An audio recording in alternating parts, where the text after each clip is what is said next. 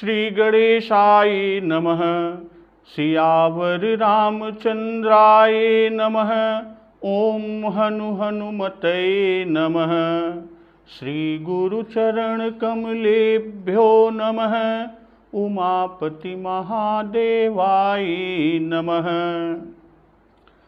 अभी तक श्री रामचरितमानस की अर्थ सहित व्याख्या का श्रवण अमृत रसपान जो हम लोगों ने किया, उसमें कि उत्तर देत छोड़ो बिनु मारे, केवल कौशिक सील तुम्हारे।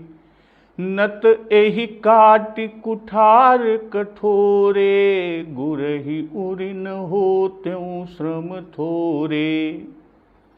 परशुराम जी कह रहे हैं कि ये उत्तर दे रहा है और इतने पर भी मैं बिना मारे इसे छोड़ रहा हूं।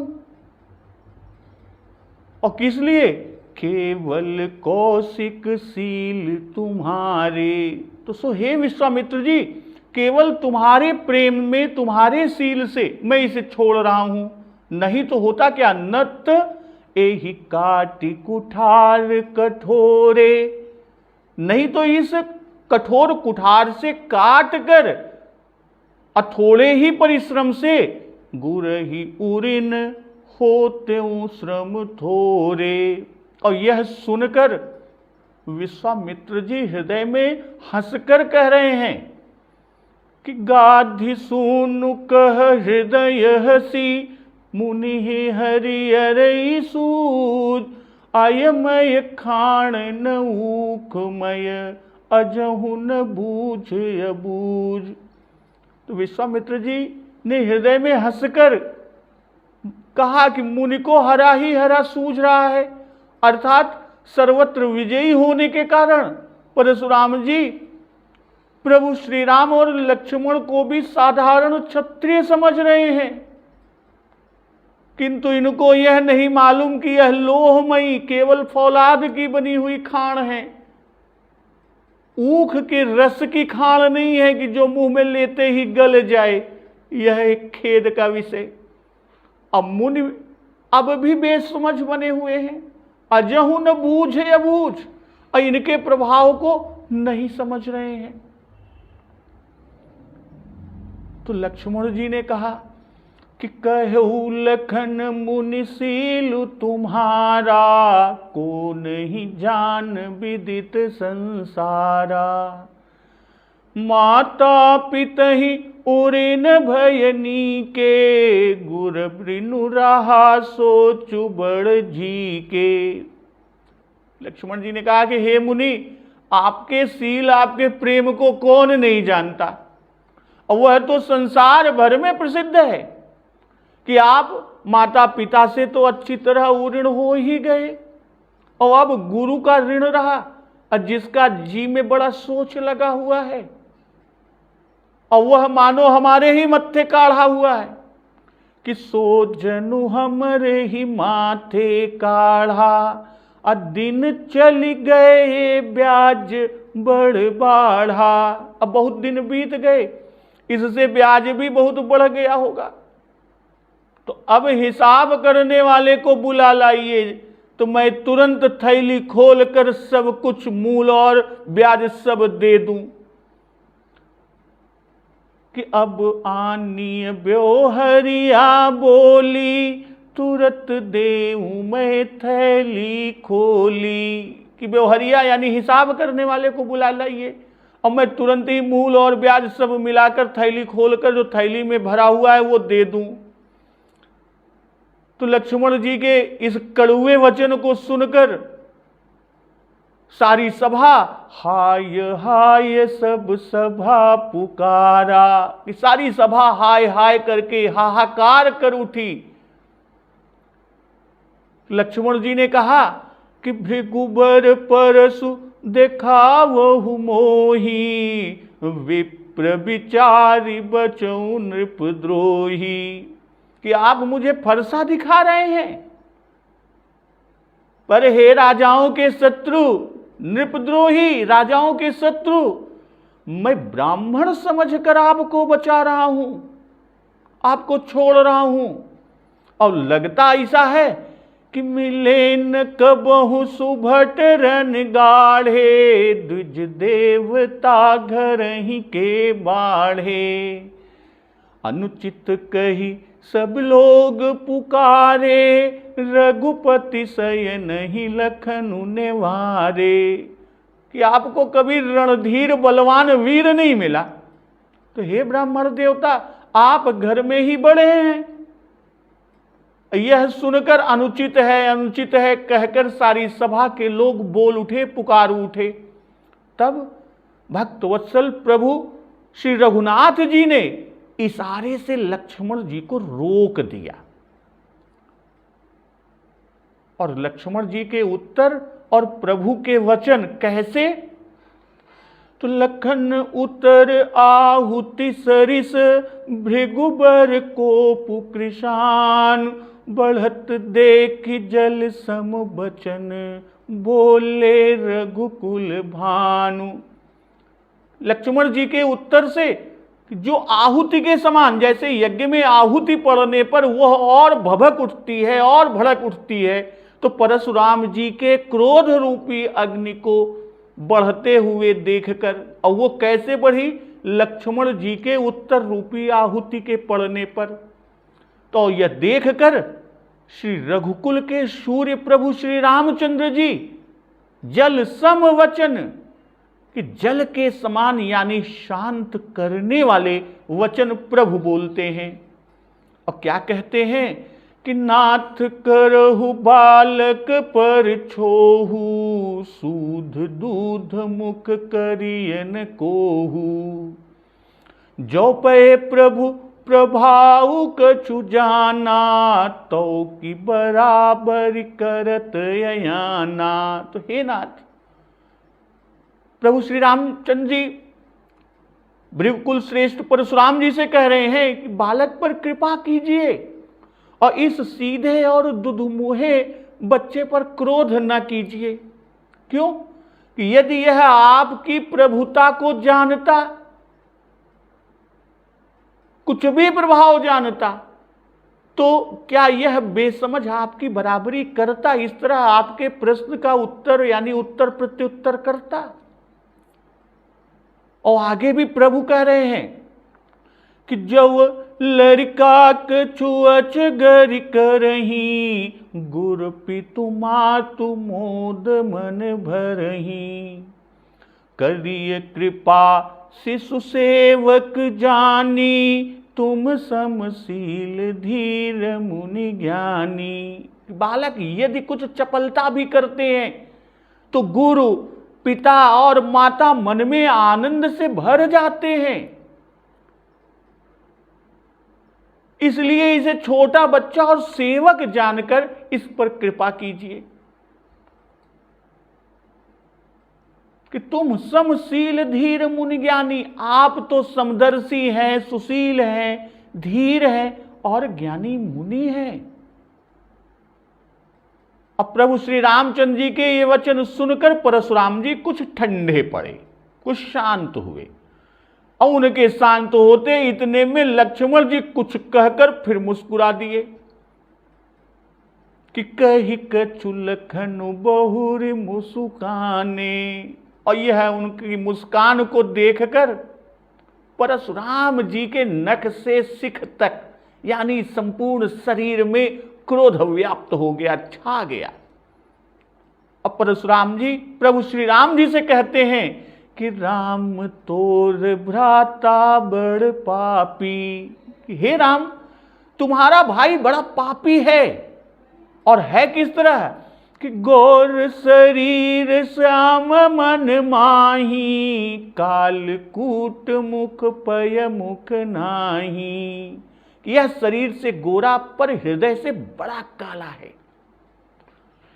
यह विषमुख है, मुख में इसके विष ही विष भरा है, दुध मुहा नहीं है, स्वभाव से टेढ़ा है, और तुम्हारा अनुसरण भी नहीं करता, यानी तुम्हारे जैसा शीलवान नहीं है ये। तो लक्ष्मण जी ने पुनः हंसकर कहा कि लखन कहु हंसी सुनहु मुनि, क्रोध पाप कर मूल, अजेहि बस जन अनुचित करही, चरहि विश्व प्रतिकूल।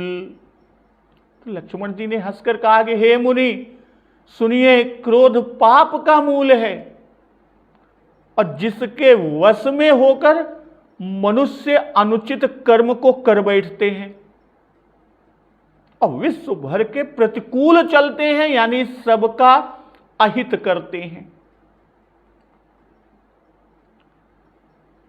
तो लखन कहु हंसी सुनहु मुनि, क्रोध पाप कर मूल।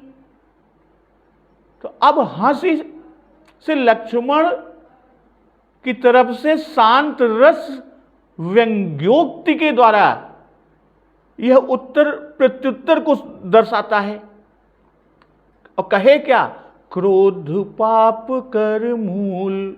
ये वचन परशुराम जी के उस कथन का उत्तर है कि राम तोर भ्राता बड़ पापी, कि आप मुझे बड़ पापी कहते हैं और यहां पाप का मूल तो क्रोध है, असो वह क्रोध तो आपके सिर पर सवार है।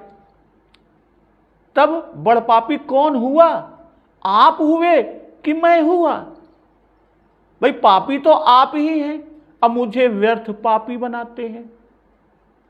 अजेहि बस जन अनुचित करही, चरहि विश्व प्रतिकूल।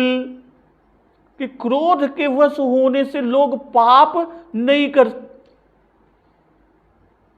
मनुष्य गुरु का वध भी कर सकता है, पाप ही नहीं बल्कि गुरु का भी वध कर सकता है और कठोर वचनों से सज्जनों का तिरस्कार कर सकता है। तो क्या कहना चाहिए क्या न कहना चाहिए वह यह नहीं जानता और उसके लिए न तो कुछ अकर्तव्य है और न कुछ अवक्तव्य है।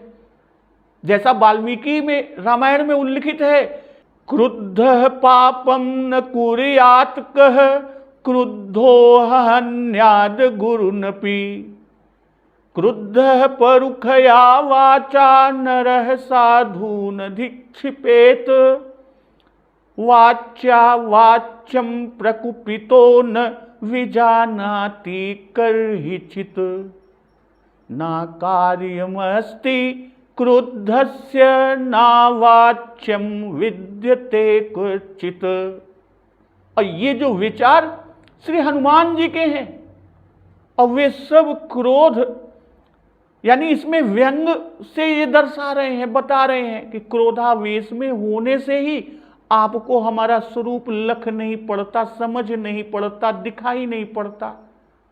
अक्रोधवश आप अपने गुरुदेव के उपास्य,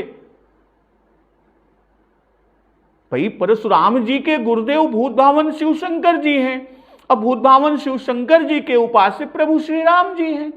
तो उनके प्रभु यानी अपने गुरुदेव भूतभावन भगवान शिवशंकर जी के उपास्य प्रभु श्री राम जी को कठोर वचन कहते हैं और मारने को उद्यत होते हैं और चरहि विश्व प्रतिकूल।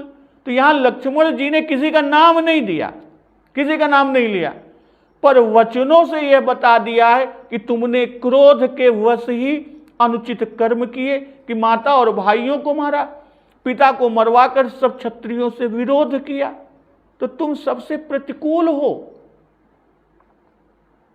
भाई लोग क्रोध वश हो, लोक मर्यादा त्याग कर अनीति पर चलते हैं। जैसे तुम ब्राह्मण होकर अस्त्र शस्त्र धारण करते हो और सिर काटते फिरते हो, तो चरहि विश्व प्रतिकूल कि सबसे वैर विसाहते फिरते हो, संसार भर के प्रतिकूल ही कर्म करते हो, बैर अकारण सब काहूसों, क्योंकि क्रोध में अपना पराया हित, अनहित हित, अहित कुछ भी विचार नहीं रह जाता। और दुष्टता तो की एक सहस्त्रार्जुन ने और आप क्रोधावेश में बैरी बन गए, तो सारे क्षत्रिय समाज के बैरी बन गए। तो विश्व द्रोह क्या होता है? यह बड़ा भारी पाप है।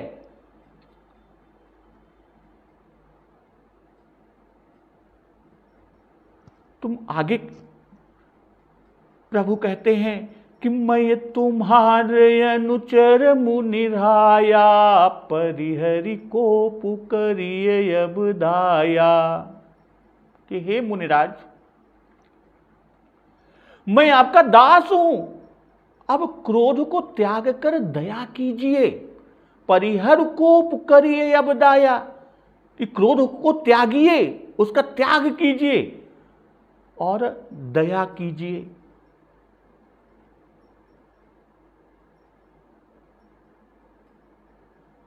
टूट चाप नहीं जुरहि रिसाने, बैठिए होई पाय पिराने।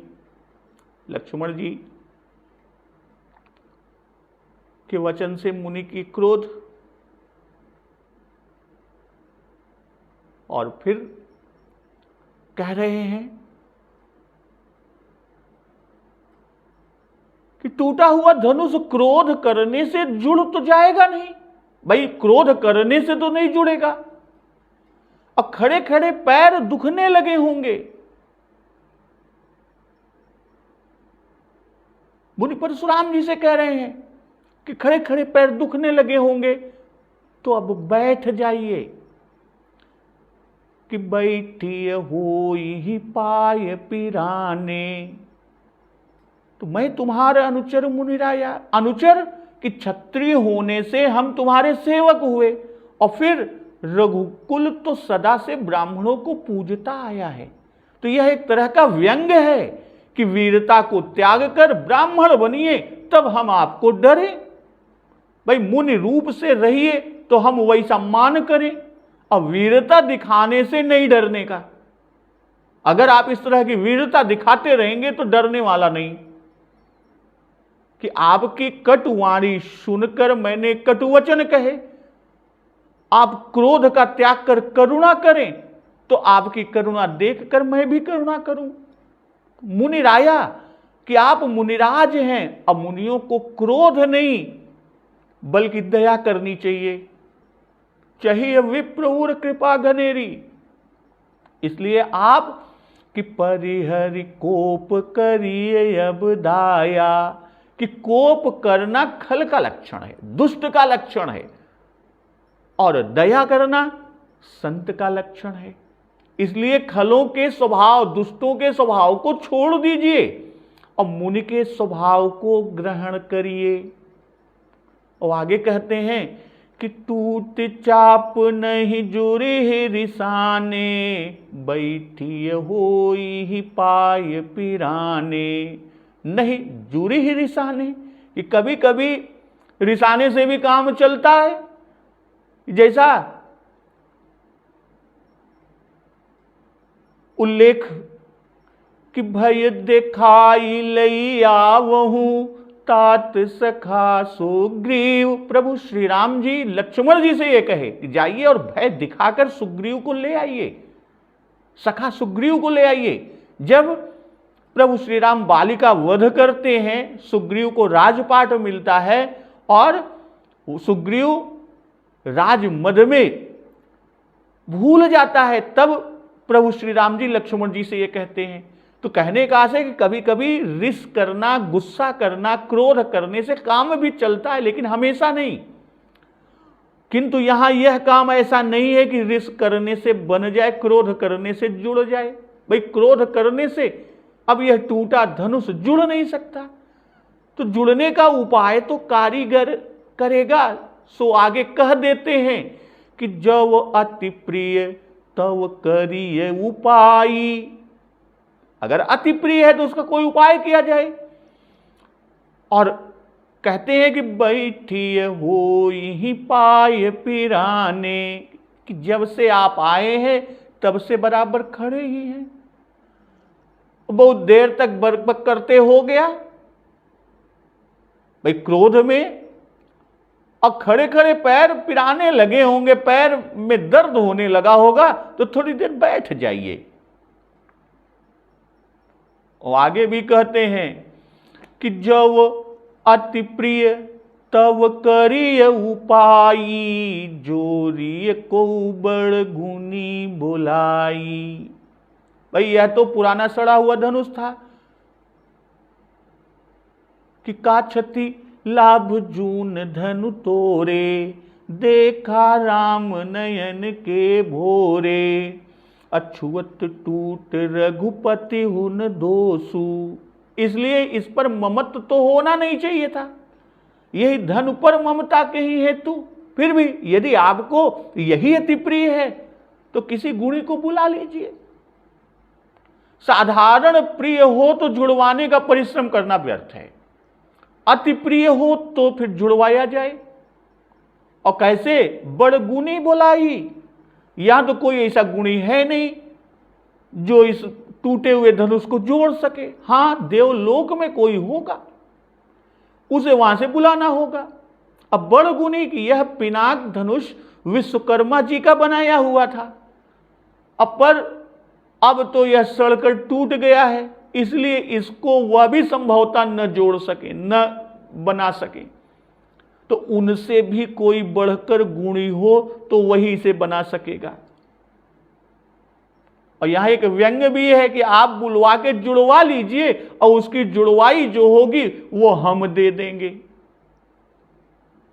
तो इतना लक्ष्मण जी के बोलने से जनक जी की स्थिति होती है कि बोलत लख नहीं जनक डेराही, मस्त करहूं अनुचित भल नाही। थर थर कापहि पुर नर नारी, छोट कुमार खोट बड़ भारी। भृगुपति सुनि सुनि निर्भय बानी, रिस तन जरई होई बलहानी।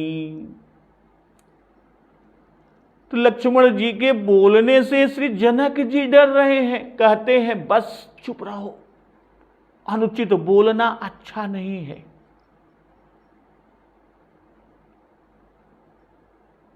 मस्त करहु अनुचित भल नाही। और नगर के स्त्री पुरुष थर थर कांप रहे हैं कि थर थर कापहि पुर नर नारी, छोट कुमार खोट बड़ भारी। और मन ही मन ये कह भी रहे हैं कि छोटा कुमार बड़ा ही खोटा है। अब भृगुपति सुनि सुनि निर्भय बानी, रिस तन जरई होई बलहानी। और लक्ष्मण जी की इस निःशंक वाणी को सुनकर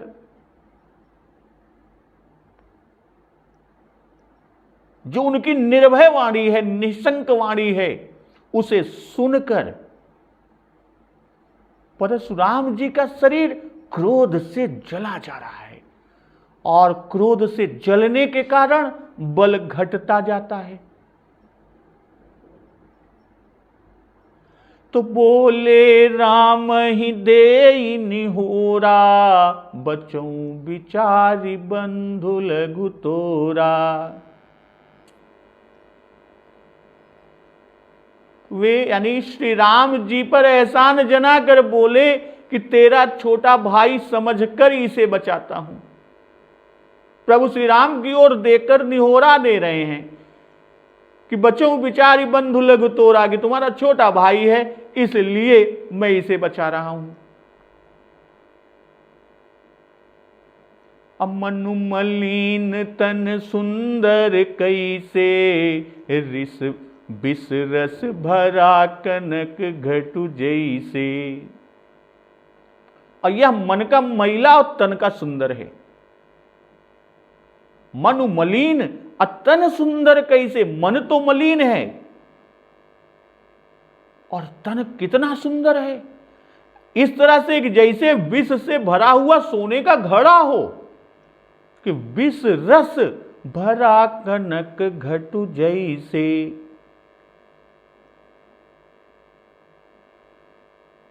और इतना सुनकर लक्ष्मण जी पुनः हंस पड़े कि सुन लक्ष्मण बिहसे बहुरी, नयन तरे रे राम, गुरु समीप गवने सकुची परिहरि बानी भाम।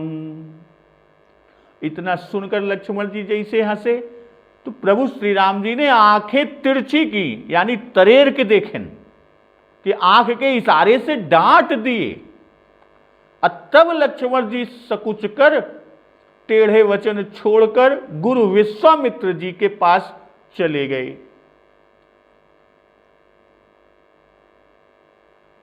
तो लक्ष्मण जी की बोलत लख नहीं, लक्ष्मण जी के वचन बोलने को सुनकर जनक जी की स्थिति है कि बोलत लख नहीं जनकु डेराही, मस्त करहूं अनुचित भल नाही। जनक जी इस माधुर्य में भूल ही गए हैं और इसी से डरे और चुप होने के लिए कह रहे हैं। पहले तो डर गए और फिर लक्ष्मण जी से चुप होने को कह रहे हैं कि श्री रामचंद्र जी ही को बोलने दो। जो कहने का जनक जी का भाव है कि तुम चुप रहा, राम जी के बोले दे कि राम जी के बोले दे, जिससे परशुराम जी शांत हो।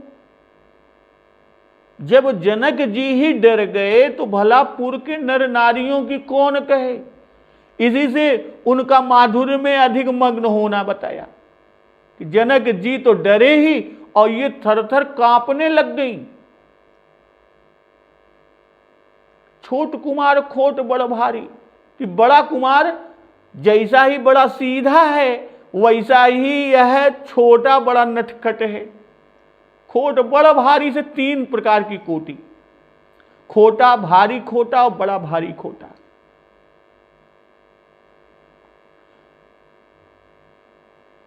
विश्वामित्र जी का निहोरा करने पर कठोर वचन कहे इससे खोटा। द्विज देवता घर ही के बाढ़े, द्विज देवता घर ही के बाढ़े और इसके साथ के वचन कहने से भारी खोटा। अब बड़े भाई के रोकने पर भी अब की फिर अनुचित वचन जो कहे इससे बड़ा भारी खोटा। तो तीन तरह के खोटे को यहां पर बाबा गोस्वामी दास जी ने दिखाया कि भृगुपति सुनि सुनि निर्भय बानी, रिसतन जरई होई बलहानि। भाई सुनि सुनि कहकर बता रहे हैं कि रिस क्रमशः बढ़ती है, धीरे धीरे बढ़ती है और उसी क्रम से शरीर अधिक संतप्त होता जाता है, अधिक जलता है और उसी क्रम से उसी तरह से बल उत्तरोत्तर घटता जा रहा है। और निर्भय वाणी वे जो कुछ कहते थे लक्ष्मण जी, तो लक्ष्मण जी को भयभीत करने के लिए परशुराम जी कहते थे, पर लक्ष्मण जी डरते ही नहीं थे, उल्टे उत्तर देते थे। इससे परशुराम जी जले जाते थे। यदि लक्ष्मण जी डर जाते तो रिस वगैरह कब की शांत हो जाती, कभी की शांत हो जाती। तब भृगुपति भृगुकुल श्रेष्ठ परशुराम जी बोलते हैं, बोले राम ही दे निहोरा, बचूं बिचारी बंधु लघु तोरा। भाई घोर धार भृगुनाथ ऋषानी पहले कहे और वह धारा अब दूसरी ओर से भी टूटकर तीसरी ओर चली गई। पहले जब लक्ष्मण जी ने तोड़ा तब विश्वामित्र जी का निहोरा लिया और अब राम जी का निहोरा लेते हैं। और कभी बालक का बहाना करते हैं, कभी कौशिक जी के सील से और कभी राम जी के एहसान से बचा देना बता रहे हैं। वास्तव में तो हाथ ही नहीं उठता परशुराम जी का कि वो मार सके। प्रभु श्री रामचंद्र जी ने तो कहा कि अपना शिशु अपना सेवक जानकर कृपा कीजिए। और ये कहते हैं, परशुराम जी कह रहे हैं कि तुम्हारा भाई जानकर हम छोड़ते हैं। भाई लक्ष्मण जी ने जो कहा था कि विप्र विचारी बचऊ नृप द्रोही, तो उसी की जोड़ में परशुराम जी कहते हैं कि बचऊ विचारी बंधु लघु तोरा। और आगे क्या कह रहे हैं कि मनु मलिन तनु सुंदर कैसे, विष रस भरा कनक घटु जैसे। पहले कहा था कालकूट मुख है, कि मुख में विष भरा है, और वो भी विष कालकूट विष है। और अब कहते हैं कि मुख ही नहीं बल्कि इसके सारे शरीर में, यानी पूरे शरीर भर में विष ही विष भरा है। ऊपर से देखने में तो बड़ा सुंदर दिखाई पड़ता है, इसलिए इसके अंदर के विष समझ में नहीं आता, जान नहीं पड़ता, और ये विषैले वचन बोलता है। तो सुन लक्ष्मण बिहसे बहुरी, नयन तरे रे राम, गुरु समीप गवने सकुची, परिहरि बानी बाम। हंसे लक्ष्मण जी, बात का उत्तर तो देते नहीं बनता, और उस पर ये निहोरा करते हैं। पहले उत्तर न दे सके तब विश्वामित्र जी से निहोरा किए, उन पर एहसान रखे कि उत्तर देत छोड़ो बिनु मारे, केवल कौशिक सील तुम्हारे। अब प्रभु श्री राम जी का निहोरा दिखा रहे हैं कि बच्चों विचारी बंधु लघु तोरा। हमको कहते हैं कि मन मलिन तन सुंदर कैसे, वास्तव में स्वयं ही वैसे हैं। गौर तन है और विषैले क्रोध भरे कठोर वचन उगल रहे हैं, तो अपना दोष ना सुझा। तो जो आपने उदाहरण दिया वह उदाहरण तो आप पर ही लागू है। अब बहुरी पहले हंसे थे कि लखन कहो हंस सुनहु मुनि, क्रोध पाप कर मूल।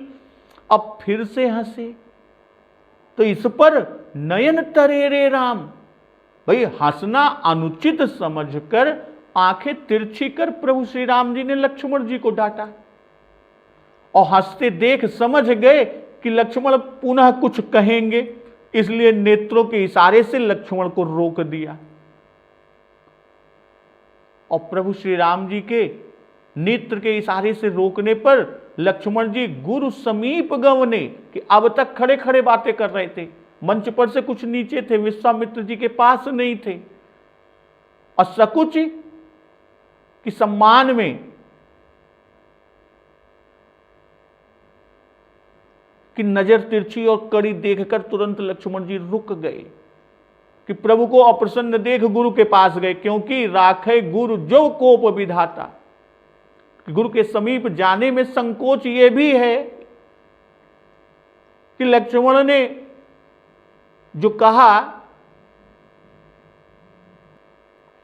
गुरु के समीप जाने में संकोच हुआ कि विश्वामित्र जी हमसे परशुराम जी को प्रणाम कराए थे और हमने परशुराम जी को कटुवचन कहे, तो कहीं गुरु विश्वामित्र जी इसको कुछ मन में न ले लें। अब परिहरि बानी बाम, कि लक्ष्मण जी कुछ कड़ुए वचन कहने को थे, यदि श्री राम जी की नजर कड़ी न होती तो लक्ष्मण पुनः कुछ न कुछ कह देते।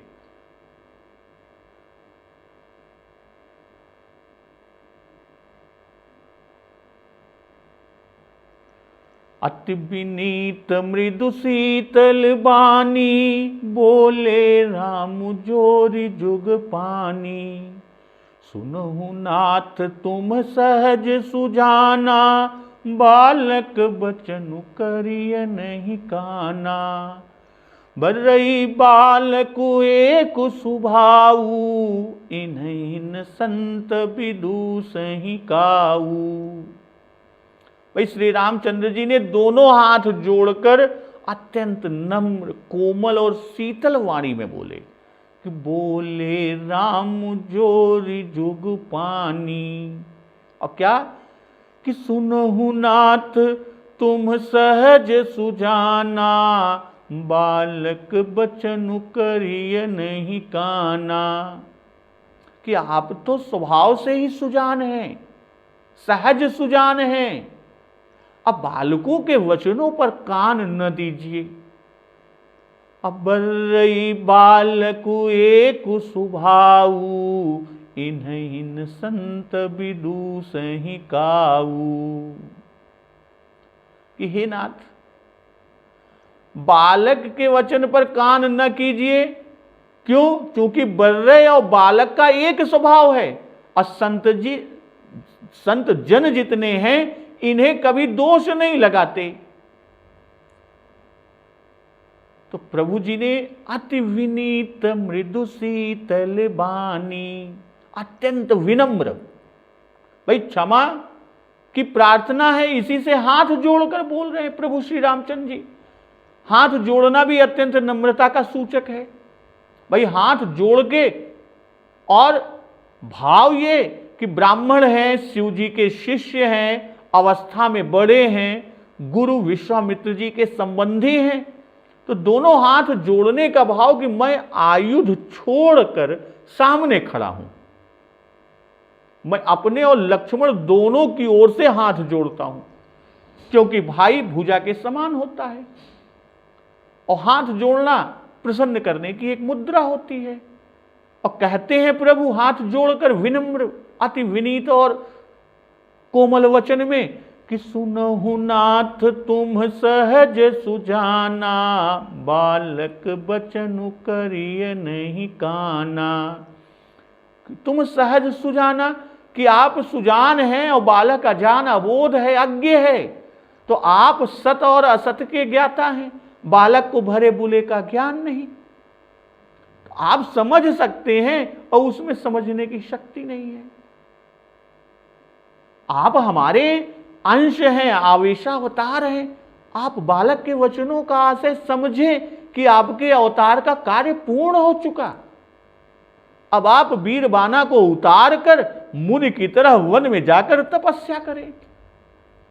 करिए नहीं काना, वचनों को सुनी अनसुनी कर जाइए, वचनों पर न जाइए, किंतु वचनों का प्रयोजन आशय तत्व जो है उसे अवश्य समझिए। और आगे प्रभु कहते हैं कि बरई बालकु एक सुभाऊ, इन्हैन संत विदूषहि काऊ। भाई बर्रई और बालक दोनों का स्वभाव एक है। बर्रई को छेड़ो तो वो डंक मारती है, तो यह बर्रई का स्वभाव है। कुछ वो जानबूझकर नहीं करती, सिर्फ अपने स्वभाव से करती है। अब बालकों को छेड़ो तो वे भी चिढ़ते हैं, सिर पर चढ़ते हैं, शरारत करते हैं। तो यह उनका चपलता का स्वभाव ही है, और इससे दूसरों को दुख होगा यह समझ बालकों में नहीं है। इसी से संत उनको दोष नहीं देते। न संत विदूषहि काऊ, कि आप संत हैं और सहज सुजान हैं, तब आप कैसे दोष देते हैं। और यदि परशुराम जी यह कहें कि अच्छा हमने अनुचित वचनों को क्षमा किया, पर धनुष के टूटने का रोष हमारे हृदय में बहुत है, तो उसे हम कैसे क्षमा करें। तो इस पर आगे प्रभु जी कहते हैं कि तेहि नाही कछु काज बिगारा, अपराधी मय नाथ तुम्हारा। कृपा कोप बधु बधब गोसाई, मोह पर करिय दास की नाई। कहिय बेगी जेहि विधि रिस जाई, मुनि नायक सोई करऊं पाई। फिर लक्ष्मण ने तो आपका कुछ भी नहीं बिगाड़ा, तेहि नाही कछु काज बिगाड़ा। और असली अपराधी कि हे नाथ आपका असली अपराधी तो मैं हूं। तो हे गोसाई आप कृपा कोप बध बंधन जो भी चाहे मुझ पर दास की तरह, अर्थात मुझे अपना दास समझकर वह व्यवहार कीजिए। और कही बेगी जेहि विधि ऋषि जाई, मुनि नायक सोई करऊं उपाई। कि जिस प्रकार आपका क्रोध दूर हो हे मुनि नायक, वह शीघ्र हमसे बताइए, मैं वही उपाय कर दूं। भाई लक्ष्मण जी को निर्दोष प्रभु जी ने बताया। एक तो यह कि आप सुजान हैं, वह अज्ञान है, और दूसरे कि संत बालकों को कभी दोष नहीं देते, न उससे छेड़छाड़ करते हैं, और तीसरा तरह से निरपराध दिखा रहे हैं कि धनुष तो तोड़ा मैंने है और आप बिगड़ते लक्ष्मण को हैं। तो काम बिगाड़े कोई और दंड पावे कोई, यह कौन सा न्याय है? और यह भूल व कसूर आपका ही है, लक्ष्मण का नहीं। अब प्रभु कह रहे हैं कि कृपा कोप बधु बंधब गोसाई, मोह पर करिए दास की नाई। कृपा कीजिए चाहे कोप कीजिए, जो इच्छा हो सो कीजिए। कोप करने की इच्छा है तो कोप का फल मेरा वध कीजिए और बांध रखिए। और यहां कोप का फल वध बंधन तो लिखा, पर कृपा का फल नहीं लिखा। यदि कृपा करना चाहते हो तो क्या करें? बाबा जी ने इसका उल्लेख नहीं किया। इसका कारण कि परशुराम जी के हृदय में कृपा है ही नहीं। अजैसा स्वयं आगे कहते हैं कि मोरे हृदय कृपा कस काऊ, कि जब हृदय में कृपा है ही नहीं तो उसका फल बाबा जी लिख कर क्या करें? कि कृपा हो तो ऐसा कीजिए। कैसे करें भाई? पेड़ ही नहीं है तो फल और फूल कहां से मिलेगा? और गोसाई यानी स्वामी का पर्याय प्रभु अपने को दास कहते हैं कि मोह पर करिए दास की नाई। लक्ष्मण पर नहीं, कारण कि अपराधी मैं हूं, लक्ष्मण नहीं है। और दास की नहीं कि सेवक पर कृपा की जाती हो तो कृपा कीजिए, या क्रोध वध बंधन किया जाता हो तो वही कर लीजिए। और जिसमें आपका क्रोध शांत हो, मैं हर प्रकार से वह यत्न करने को तैयार हूं। भाई जैसे लड़का कुछ ऐब करे तो माता पिता थप्पड़ भी मारते हैं तो पोले हाथ से, हल्के हाथ से, और जैसे गुरु शिष्य को शिक्षा देने के लिए दंड भी देता है, बस वैसी ही दया रखकर मुझ पर भी क्रोध कीजिए। अब यहां वचन व्यंग्य के हैं, प्रभु जी के वचन व्यंग्य के हैं कि जो कुछ भी आप करें वह मुझे अपना दास मानकर करें, अर्थात ब्राह्मण बनकर, क्योंकि क्षत्रिय ब्राह्मण के दास हैं। और मुझे ब्राह्मण का सेवक मानकर चाहे कृपा करें चाहे कोप, मुझे दोनों स्वीकार है, पर मुझे क्षत्रिय और अपना शत्रु समझकर मत कीजिएगा। शत्रु और क्षत्रिय समझकर आप इनमें से कुछ भी करना चाहें तो वह मुझे मंजूर नहीं है, मुझे अंगीकार नहीं, स्वीकार नहीं है। क्यों? क्योंकि तब तो हम काल को भी नहीं डरने वाले। आपकी बात क्या? जैसा प्रभु ने कहा कि देव दनुज भूपति भट नाना, समबल अधिक हो बलवाना। जवरन हम ही पचारई को, लरही सुखेन कालुकिन हो। तो काल ही क्यों ना हो, फिर मैं लड़ूंगा। और कही अबेग जेहि विधि रिस जाई, मुनि नायक सोई करऊं उपाई। तो शीघ्र ही उस साधन करने को प्रस्तुत हूं। आपके कहने भर की देर है, आप कहिए तो। और बड़ों की आज्ञा शीघ्र सिरोधार्य करनी चाहिए। और आप मननशील, संपूर्ण व्यवहारों को जानने वाले, तो इस रूप के अनुसार जो आप कहें वह मुझे करने योग्य है। तो कह मुनि राम जाई रिस कैसे, अजहू अनुज तव चितऊ अनैसे। यही के कंठ कुठारुन दीन्हा, तो मैं काह को पुकर कीन्हा। तो मुनि ने कहा कि राम रिस कैसे दूर हो?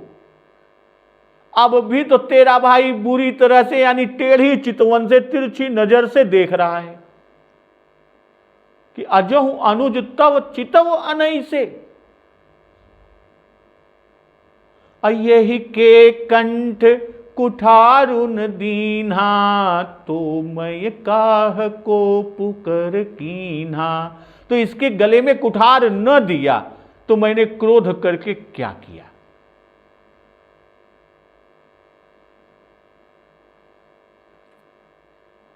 परशुराम जी ने जो कहा कि कह मुनि राम जाई रिस कैसे, तुम क्रोध शांत होने का उपाय पूछते हो, पर वह उपाय तुम्हारे वश का नहीं है, इसी से क्रोध नहीं जा सकता। कि अजहु अनुज तव चितव अनई से, तेरा भाई ही क्रोध को उद्दीप्त करता है और यह सारा उत्कर्ष सह नहीं सकता। हमारा जो उत्कर्ष सह नहीं सकता लक्ष्मण, कि जब तक यह आंखों की ओट नहीं होगा तब तक रिस नहीं जाएगी और यह क्रोध को अधिक प्रज्वलित करने से बाज नहीं आएगा। तुम्हारे मना करने पर, तरेरने पर टेढ़ी वाणी तो छोड़ दी, पर चपलता से बाज नहीं आया, टेढ़ी दृष्टि से देख रहा है। अजहु चितहु नहीं से, कि पहले बहुत ही कठोर वचन उत्तर में मुंह से निकालने वाला था, पर तुम्हारे डांटने से रुक तो गया, चला भी गया, किंतु उसकी कसर अनैसी यानी अप्रिय या खराब दृष्टि से वह निकाल रहा है। तो यही के कंठ कुठारुन दीन्हा, तो मैं काह कोप कर लीन्हा। तो जब तक इसकी कुटिलता नहीं मिटेगी तब तक हमारी रिस नहीं जाएगी। तो श्री रामचंद्र जी ने कहा कि आप कोप करके वध करें अथवा वंधन करें। उसके उत्तर में परशुराम जी ने कहा कि तुम मेरा कोप करना कहते हो, पर इसके कंठ में मैंने कुठार नहीं दिया, इसका सिर नहीं काटा, तो मेरे कोप करने का, क्रोध करने का क्या हुआ? कोप व्यर्थ ही तो हुआ, क्योंकि अति कोप का फल वध है, असो हमने किया नहीं। कि गर्भ स्रवही अवनिप रवनी, सुनि कुठार गति घोर, परसु अचत देखऊं जियत बैरी भूप किशोर। कि मेरे जिस कुठार की घोर करनी सुनकर राजाओं के, स्त्रियों के गर्भ गिर पड़ते हैं। अपरसु अछत देखऊं जियत बैरी भूप किशोर, और उसी फरसे के रहते मैं इस शत्रु राजपुत्र को जीवित देख रहा हूं। और इतना कहकर परशुराम जी और क्या कहते हैं, और फिर उसका प्रभु श्री राम जी परशुराम जी से क्या कहते हैं, तो इस प्रसंग का श्रवण अमृत रसपान हम लोग अगले दिवस की कथा में कहेंगे। तो एक बार जोर से बोलिए, सियावर रामचंद्र की जय, पवन सुत हनुमान की जय, जगत जननी मां जगदम्बा की जय, गुरुदेव भगवान की जय, उमापति महादेव की जय। जय श्री राम।